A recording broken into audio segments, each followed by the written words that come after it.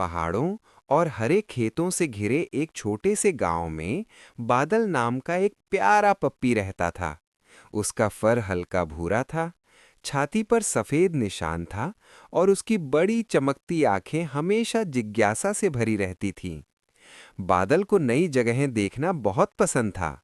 वो कभी खेतों में दौड़ता, कभी नदी किनारे तितलियों के पीछे भागता। गांव के सभी लोग उसे बहुत प्यार करते थे। लेकिन गांव के बाहर एक पुराना रेलवे स्टेशन था, जहां अब कोई ट्रेन नहीं आती थी। गांव वाले कहते थे, रात में वहां एक रहस्यमयी ट्रेन आती है। बादल को ये बात सुनकर बहुत उत्सुकता होती थी। एक रात चांद पूरा चमक रहा था। बादल गांव में घूम रहा था, तभी उसे दूर से छुक छुक छुक की आवाज सुनाई दी। बादल ने कान खड़े किए। ये आवाज तो ट्रेन जैसी है, उसने सोचा।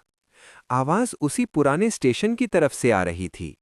जिज्ञासा से भरा बादल धीरे धीरे स्टेशन की ओर चल पड़ा।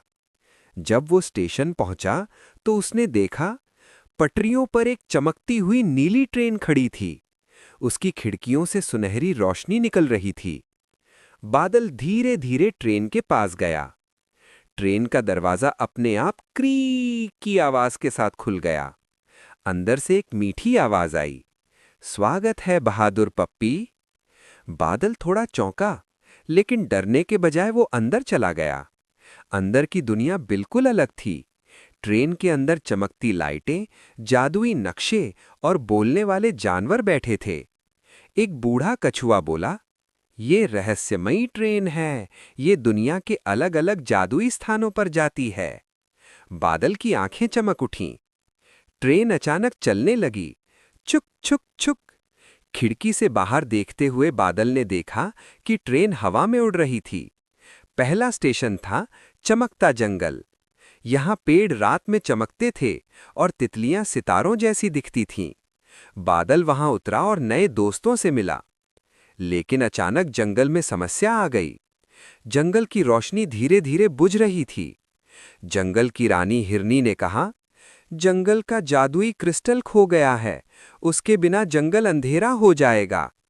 बादल ने तुरंत कहा, मैं मदद करूंगा। वो अपनी तेज सूंघने की शक्ति से क्रिस्टल ढूंढने निकल पड़ा।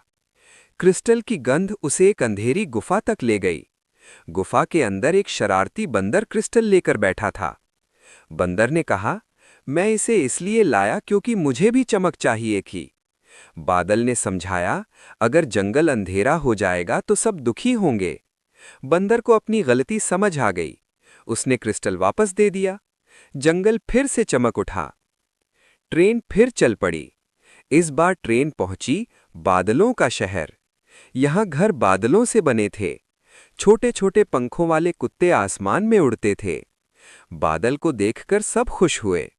लेकिन अचानक तेज तूफान आ गया।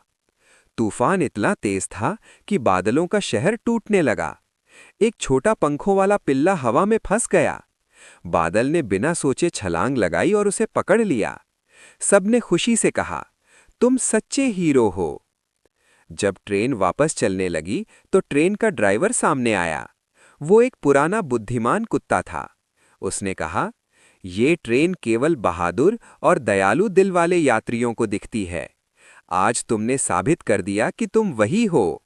बादल खुश हो गया। आखिरकार ट्रेन वापस उसी पुराने स्टेशन पर आ गई। सुबह होने वाली थी। बादल ट्रेन से उतरा। ट्रेन धीरे धीरे चमकते हुए गायब हो गई। लेकिन जाते जाते ट्रेन की आवाज आई, जब भी दुनिया को मदद की जरूरत होगी, रहस्यमयी ट्रेन फिर आएगी। बादल मुस्कुराया और गांव की ओर दौड़ पड़ा। अब वो सिर्फ एक पप्पी नहीं था, वो रहस्यमयी ट्रेन का बहादुर दोस्त